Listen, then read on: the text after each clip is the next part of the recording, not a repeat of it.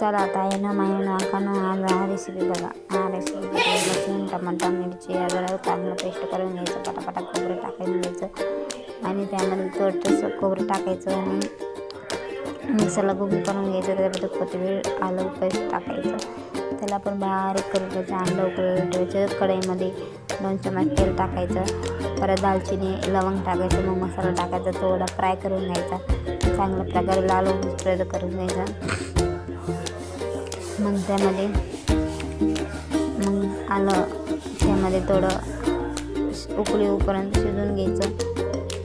मग त्याला हलवून घ्यायचं चांगल्या प्रकारे डाला पण मीठ टाकायचं. मग आलं टाकायचं. लाल मिरची पावडर टाकायचं.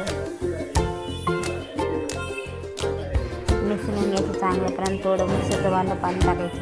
उकळून घेतल्यावर अंडं उकळले का बघायचं.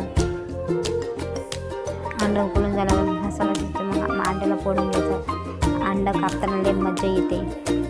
मग अंडं कढई टाकायचं मसाल्यामध्ये. चांगल्या प्रकारे उकळून घ्यायचं. मग उकळून घेतल्यावर बघा डाबाची स्टाईल अंड्याची भाजी तयार झाली. मग अंडा मसाला टाकायचा परफेक्ट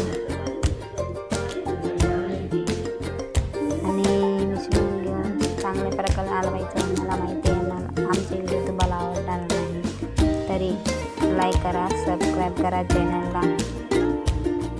मी एकदा रंग पण केलेला आहे त्याच्यासोबत